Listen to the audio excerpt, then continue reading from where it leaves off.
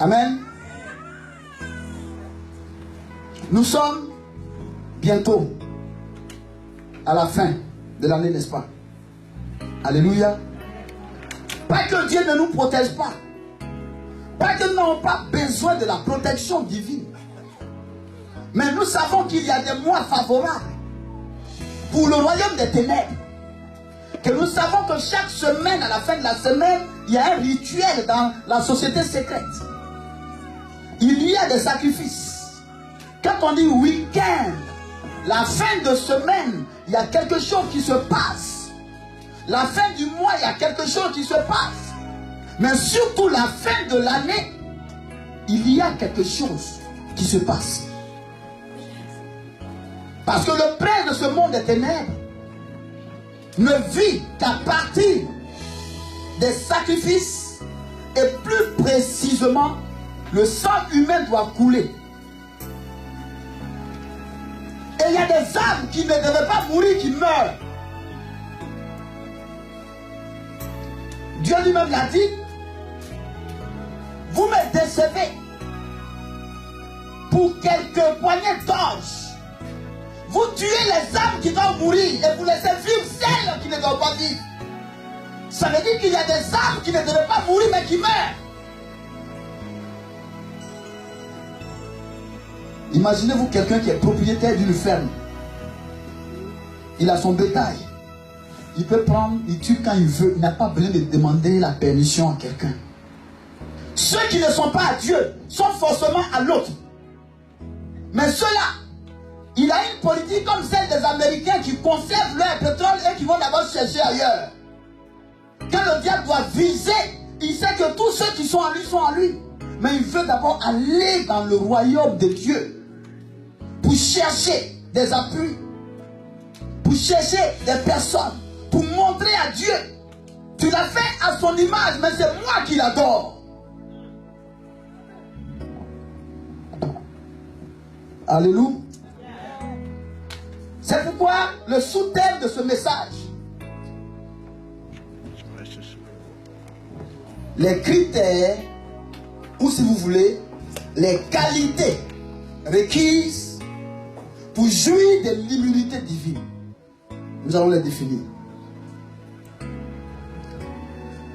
Quelles sont les qualités que moi je dois remplir pour pouvoir jouir de l'immunité divine? Qu'est-ce que c'est que l'immunité divine? Tout le monde le sait, ça vient de Dieu. Alléluia. Mais quand on parle de l'immunité, nous allons définir ce mot. L'immunité, c'est un droit reconnu à certaines catégories de personnes et en vertu duquel ces personnes ne peuvent être poursuivies par une juridiction quelconque en raison de leur mission. On parlera de l'immunité présidentielle. Alléluia. Donc le président qui a été élu par un peuple doit pouvoir jouir de cette immunité dans l'exercice de ses fonctions. En dehors de cette immunité présidentielle, on pourrait aussi parler de l'immunité parlementaire. C'est donc le droit, la prérogative reconnue à un député dans une législation donnée de ne pas être poursuivi par une tierce personne, sinon ça serait de la cacophonie. Et cette personne, c'est pourquoi d'ailleurs quand un député ou une autorité politique, quand elle commet, elle va au-delà de son pouvoir, on attend à la fin de son mandat pour la poursuivre en justice. Il ne s'agit pas de cette immunité dont je parle. Une autorité de police, dans l'exercice de ses fonctions, peut jouir aussi, dans certaines conditions, de cette immunité. Alléluia. On a ici notre commissaire Béograce. Elle doit savoir. Alléluia. Ce n'est pas de cette immunité non plus. Mais il y a aussi des immunités et des immunités. Quand je prends l'homme, l'âge, ont reçu un courrier pour aller se vacciner contre la grippe. Alléluia. L'immunité. Et aussi, j'avais regardé un documentaire en Asie. Ce jour-là, j'étais à le vrai Mathurin. Il y a eu cet homme qui, pour séduire les femmes, il se laissait mordre par un cobra. Ça veut dire que le cobra, il joue avec le cobra pique, ça pique, et lui, les femmes, elles dansent. Et elles disent, non mais, franchement, mais cet homme, il est immunisé contre le venin du cobra. Et puis, à un moment donné, on voit que les gestes de ce dernier ne se coordonnaient plus. À un moment donné, il était là, il a fallu qu'on le conduise à l'hôpital en hélico. Alléluia. J'ai vu dans une église aux États-Unis, à travers YouTube, où les gens vont à l'église avec des serpents, sous prétexte qu'il est écrit dans Marc chapitre 16, à partir du verset 17, que tu saisiras les serpents et les scorpions, et il ne te fera aucun mal. Il y a eu 2 pasteurs qui sont morts de cette morsure. Vous voyez un peu la méconnaissance de la parole, de l'interprétation de la parole. Parce qu'ils se disent, enfants de Dieu, donc ils sont immunisés contre le venin du serpent. Est-ce qu'il s'agit de ça? Et même si c'est le cas, on ne tente pas Dieu. Alléluia. L'immunité. Maintenant, nous allons lire le passage de Ésaïe, chapitre 54, qui sera notre passage clé, à partir duquel nous allons arborer. Alléluia. Ésaïe 54.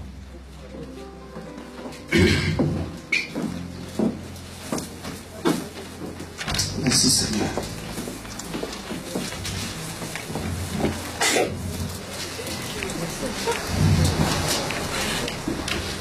Béni soit ton nom.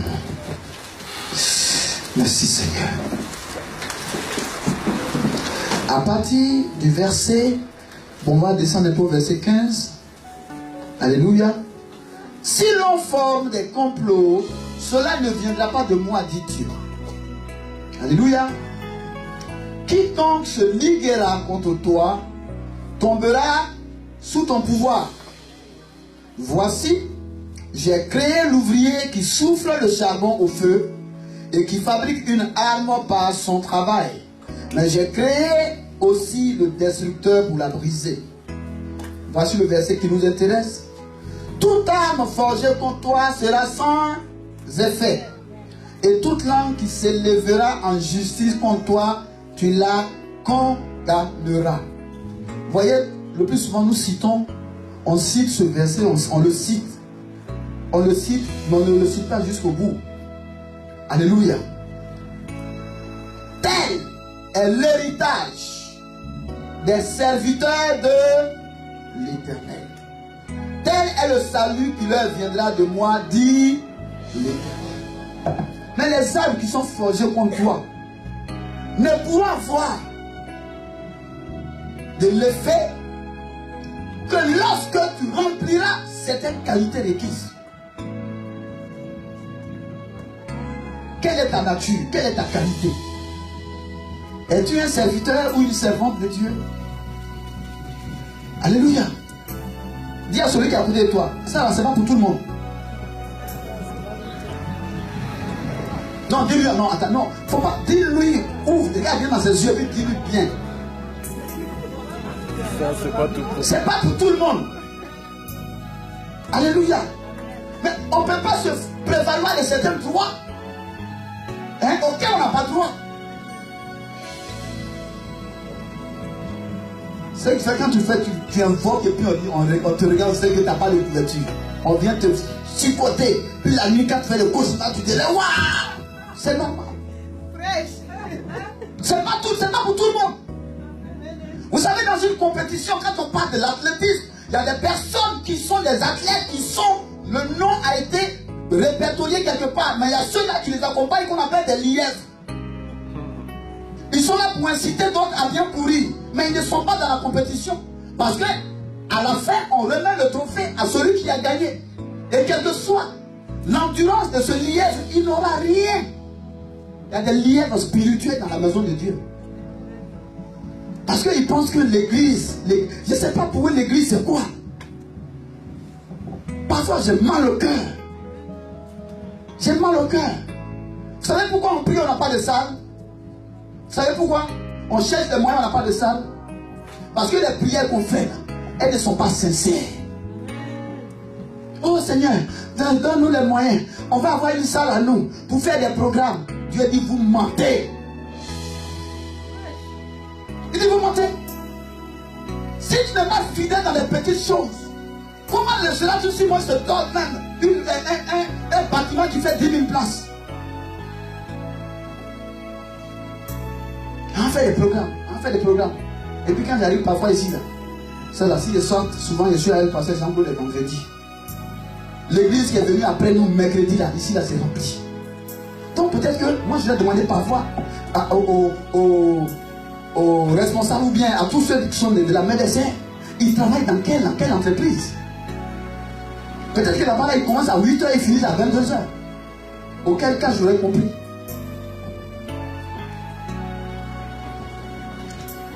Qu'est-ce que c'est qu'un serviteur? On va prendre les choses naturelles pour expliquer les choses spirituelles. Quand je prends le service de restauration, dans le service de restauration, je m'affirme que dans le service de restauration, il y a ceux qu'on appelle les commis qui ont leur spécialité. Il y a ceux qu'on appelle les plongeurs qui ont leur spécialité. Il y a ceux-là qui sont là pour servir les clients qui ont leur spécialité, c'est de servir. Il y a d'autres qui sont à la caisse et qui sont là, qui ne font qu'encaisser.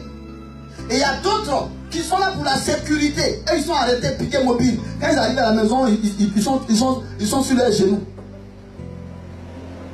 Et il y a ceux-là aussi pour l'entretien, le nettoyage.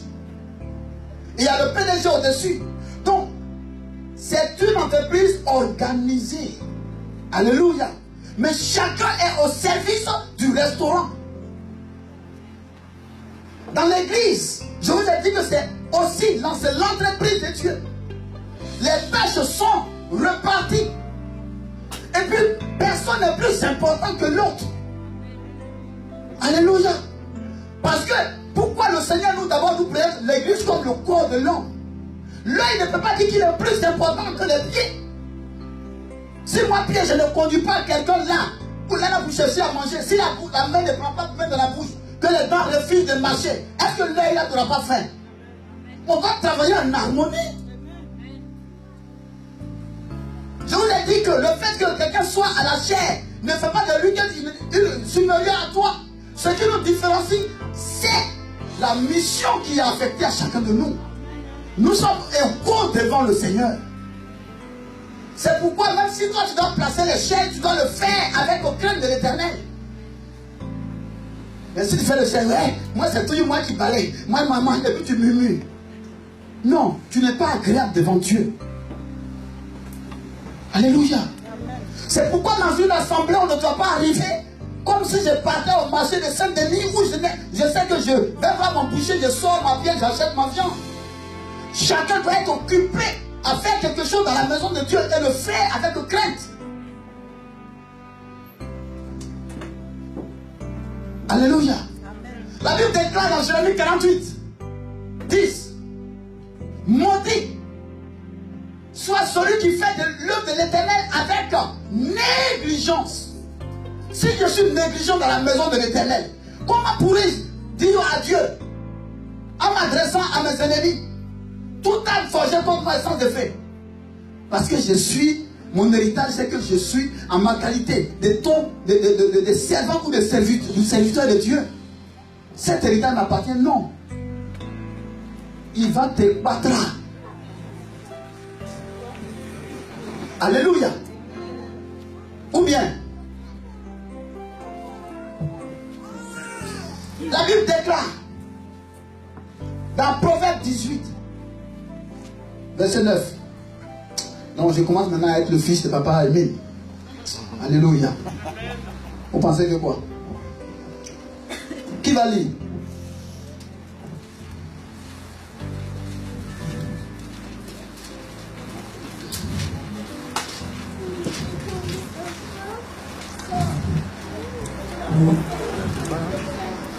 Il est écrit, il se levait de la fumée dans ses narines. 18, verset 9. Il est écrit, il s'élevait de la fumée dans ses narines. Bon, quand j'ai les narines, ma fille. Hein. Proverbe 18, verset 9, c'est marqué là-bas, les narines? Non. C'est lui qui se relâche dans son travail. Oui. Et frère de celui qui détruit. Non, papa Christian, répète encore la chose. C'est intéressant. Celui qui se relâche dans son travail. Dans son travail, il est quoi? Il est frère de celui qui détruit. Il est frère de celui qui détruit. Qui peut me lire Jean 10, 10? La Bible, on peut faire mathématiques avec. Il y a tout. Il y a histoire, il y a géo. Il y a philo. Jean 10, 10. On va trouver son frère tout de suite. Il est écrit. Oui. Le voleur ne vient que pour dérober. Oui. Égorger et détruire. Et quoi? Et détruire. Donc par corrélation au Proverbe 18, 9, quand tu te relâches, tu es frère de celui dont on parle dans Jean 10, 10, qui est le voleur. Et qui est le voleur? Hein? C'est le diable, mais c'est lui. Si tu as un travail dans l'église, que tu te relâches, tu es le frère du diable, tu ne peux pas te prévaloir de l'immunité divine dont il est question ici.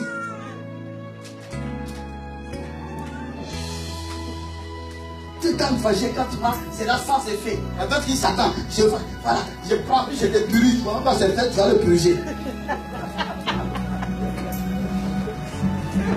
Nous dit, je prends le bazooka. Quand il te voit, il dit, oh, voilà encore un ignorant. Voilà encore un ignorant. Et quand tu parles le lendemain, tu as le courbatures partout, c'est normal. On te dit, les coups viennent par là, puis toi tu es là, tu bloques. Alors que les coups viennent par derrière. Alléluia. L'immunité qui vient. En un mot, celui qui a un travail, qui se relâche, n'est pas différent de celui-là qui n'en a pas du tout. Parce que lui, il a cherché à avoir un travail. Mais sauf que par méconnaissance de la parole, il y a eu de la négligence. Alléluia. Il peut encore se mettre à genoux pour demander pardon s'il prend connaissance. Mais celui qui n'en a pas du tout, ça ne t'inquiète même pas de venir à la maison de Dieu, de ne pas avoir de responsabilité. Non.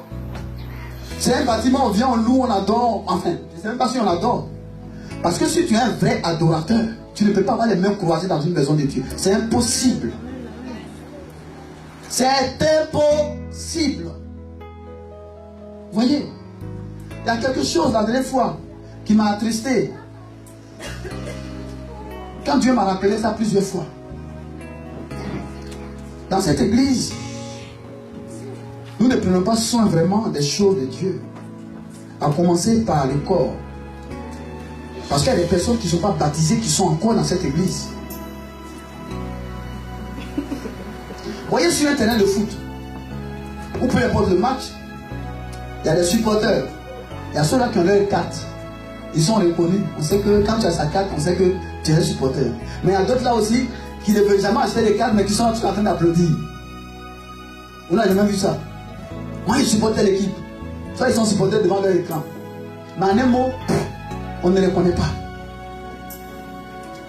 Vous avez vu? La Bible dit que celui qui croit et qui sera baptisé sera sauvé. Alléluia. Donc, le baptême n'est pas une option. Aujourd'hui, il y a d'autres qui disent qu'ils ont reçu le baptême du Saint-Esprit, donc ils sont dispensés du baptême d'eau. Non. On a vu. Pierre a dit quoi? Quand ils ont dit, après son discours, qu'est-ce qu'on doit faire pour être sauvé? On vous dit, repentez-vous et que chacun de vous soit baptisé et vous recevrez le don du Saint-Esprit. Je connais, on a vu ceux-là même qui ont été baptisés du Saint-Esprit, à qui Pierre a dit, mais est-ce qu'on peut refuser un baptême d'eau à celui qui a déjà été baptisé par le Saint-Esprit? Et si on a baptisé, si le baptême d'eau était une option, on pouvait ne pas baptiser la personne. Donc ton baptême de l'Esprit ne te dispense pas d'avoir un baptême d'eau. Et si tu n'es pas encore baptisé, mon ami, tu as encore un spectateur. Tu ne devrais même pas avoir même de rôle dans l'église. Dis Amen. Il faut qu'on cesse d'être des religieux. Et aussi, si tu es baptisé, il ne faut pas penser que c'est un diplôme. J'ai eu mon diplôme, je suis baptisé, donc maintenant, moi je suis baptisé, je suis baptisé. Tout ça, c'est des choses qu'on doit vous dire. Parce que si on ne vous dit pas, si cela n'est pas mis en ordre, moi demain, je n'ai pas envie d'aller en enfer à cause de quelqu'un. Alléluia. Donc, le diable diaconesse, vous allez faire la liste de ceux qui ne sont pas baptisés par immersion. Je n'ai pas dit que tu as été dans un rayon d'or et on t'a mis du parfum dessus. Ce n'est pas de ça que je parle. Le baptême, ça vient du mot baptizo. Alléluia.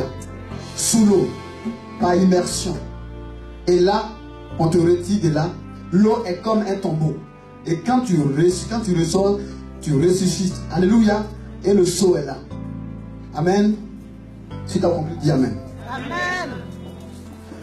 Et donc, on a vu que donc, pour pouvoir jouir de cette immunité, il faut avoir la qualité des serviteurs et servantes. Et tout à l'heure, nous avons vu qu'un serviteur, une servante, cette personne-là, elle a encore, ce n'est pas quelque chose à prendre à la légère. Le serviteur, c'est quelqu'un, quand il a reçu le Seigneur, c'est quelqu'un qui marche avec crainte. C'est quelqu'un qui marche dans l'intégrité.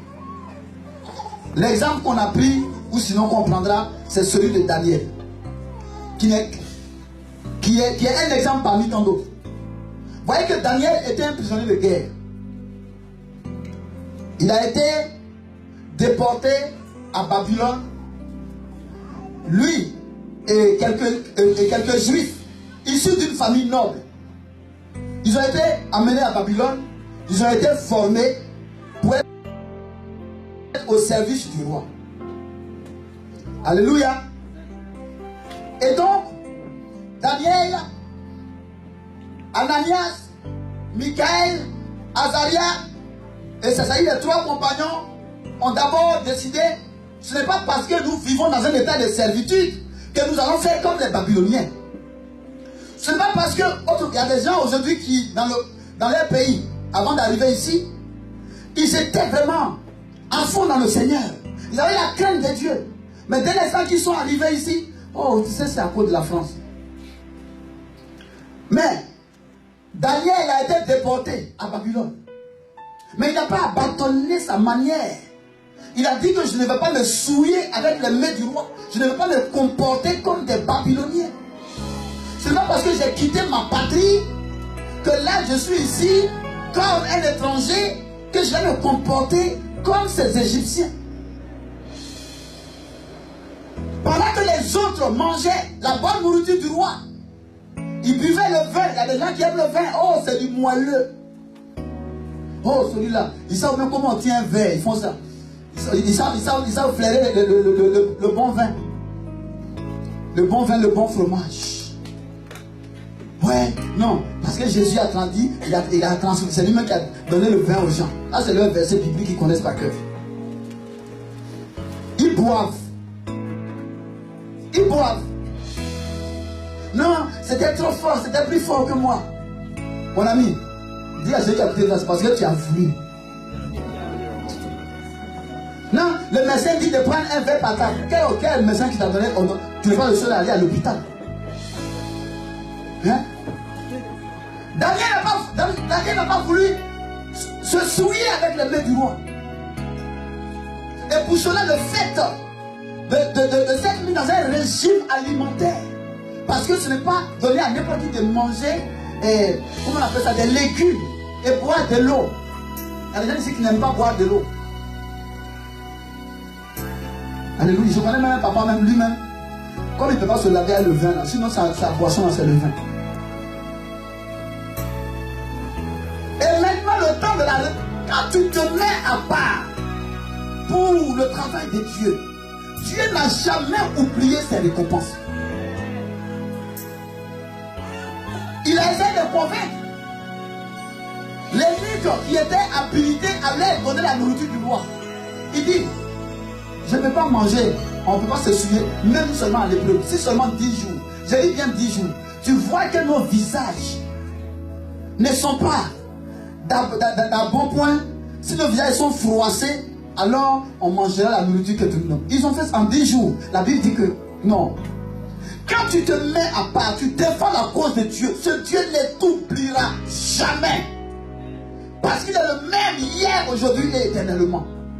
La Bible dit qu'ils avaient un visage qui s'illuminait. La gloire de Dieu était sur lui. Il a dit, vous avez raison. Mais à chaque fois, il prenait la nourriture et puis il l'amenait chez lui à la maison. Et au bout de 3 ans, ils étaient plus intelligents que les autres. Alléluia. Alléluia. Ils ont été les seuls. Daniel a été le seul à pouvoir interpréter le rêve du roi. Que vous savez, il avait fait un rêve et puis il ne se souvient plus de rien. Daniel a trouvé et le rêve et son interprétation. Plus tard, Nebuchadnezzar va ériger une statue. Alléluia. Et obliger les gens à se prosterner devant la statue. Ils ont dit non, nous on ne peut pas. Parce que c'est interdit. La parole de Dieu nous interdit de faire ça. On dit bon, comme c'est comme ça.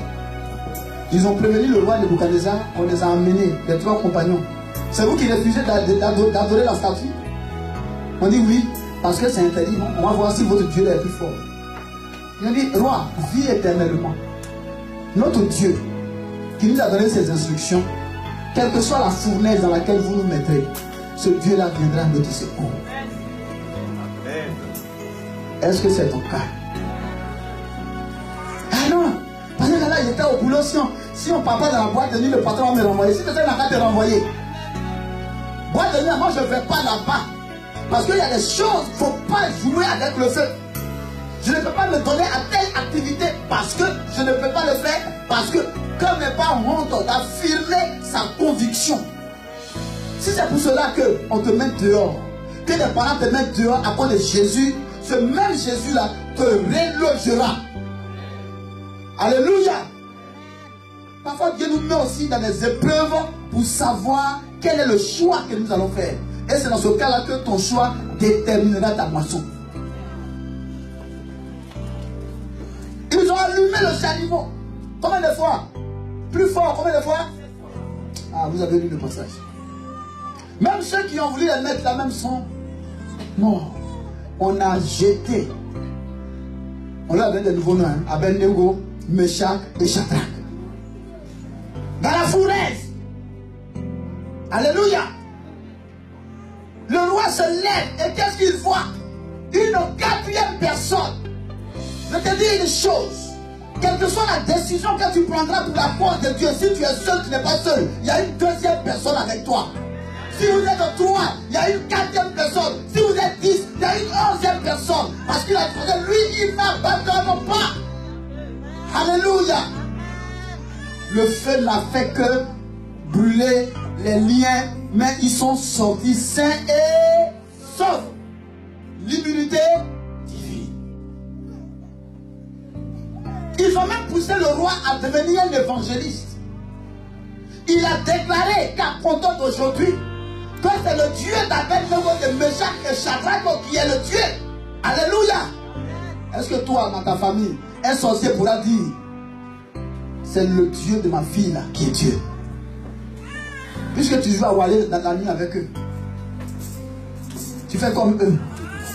Tu fais quelque chose qui te dépossède de ton pouvoir, qui t'affaiblit. Alléluia. En un mot, tu es un chrétien à Bani. On ne sait pas si tu es oiseau ou si tu es... Je ne sais pas. Parce que la chauve-souris, on ne sait pas si elle m'aime pas ou si elle donne des, elle pond des œufs. On ne sait pas si elle est vivipare ou ovipare. Tu es là. Tu es un chrétien hybride. Ça veut dire que tu prends la peinture, la couleur de chrétien quand il est dimanche. Mais quand on te voit en dehors des dimanches dans d'autres milieux, on ne te reconnaît pas, on dirait une tigresse. On ne te reconnaît même pas. Et puis le dimanche, là tu prends ta Bible, tu enlèves la poussière dessus. Alléluia. Oh, serviteur, servant de l'Éternel. Non. Comment vous pouvez vous imaginer que nous ayons que 3 heures de culte dans la semaine? Vous voulez qu'on soit béni avec ça? C'est avec ça que nous allons gagner des âmes. Dites-moi, parmi vous qui travaille que 3 heures par semaine et puis il a 2000 € par mois. Au contraire, d'autres même ont dit 150 €, mais ils vont aller faire heures supplémentaires. L'immunité divine. Dieu dit, est-ce le temps pour vous, dans Agé 1:4, d'habiter des demeures lambrissées, de chercher votre confort, de dire non, parce que moi je viens du travail, donc je suis fatigué, je ne peux pas aller même passer 2 heures. Mais je te dis que si on te disait que les 2 heures en dehors de ton travail sont payées 500 € de l'heure, tu vas tout faire pour arriver là-bas. Dis amen. Allez, c'est que tu vas arriver là-bas. C'est que 2 heures seulement, j'ai 1000 €. Le mois est gagné. Tu vas venir. Pourquoi? Pour 1000 €. Donc tu préfères les fruits que l'arbre qui donne les fruits. On ne peut pas avancer avec ça. Dis à celui qui est avec toi, on ne peut pas avancer avec ça. Non, quand ça me prend, j'ai mal au cœur. J'ai mal au cœur.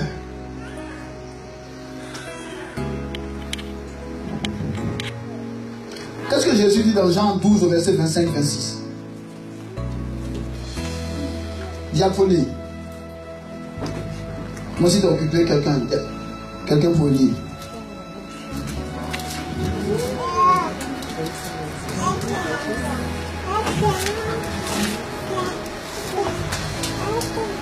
C'est écrit quoi? Jean 12 verset 25 à 26. Celui qui aime sa vie la perdra. La perdra.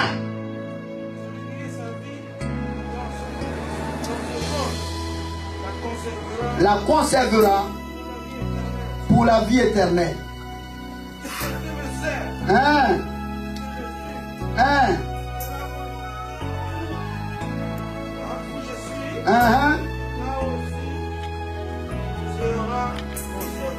Oui. Oui. Le Père l'honorera. Qui n'a pas envie que Dieu... Dieu te fait ton honneur. Non.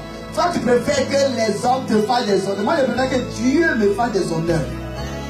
Mais si Dieu t'honore, non. Que les hommes te déshonorent, ça suffit. Dieu m'honore? Non. Quand il te regarde, il dit non, lui, non. Mon serviteur Mathurin, vous allez tout faire, mais lui, là, vous ne le touchez pas. Parce que c'est mon chouchou. Alléluia. Quand Dieu te fasse, non, quand on dit appel d'offres, il dit, il prend son décret, CTS. Alléluia. Quand les gens se lèvent pour comploter contre lui, la révélation, quand Mathurin dort la nuit, il voit le film, les gens complotent contre lui. Il dit à son serviteur, toi seulement garde le silence, parce que moi l'Éternel, je combattrai pour toi.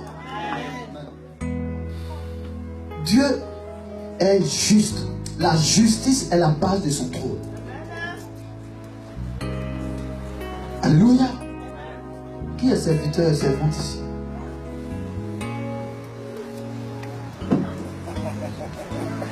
Qui va dire non? Est-ce qu'on peut se lever?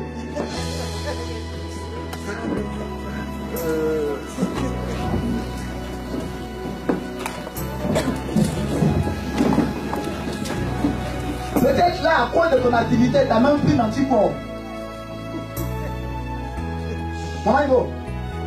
Comment quelqu'un qui est malade, puis tu n'as pas de système de défense, comment on appelle ça? Hein? Il n'a pas de système immunitaire pour le défendre. C'est-à-dire que le passage qu'on vient de lire là, ce n'est pas pour toi. Mon ami. Donc, si tu es serviteur là, tu sais ce que tu vas faire. Alléluia.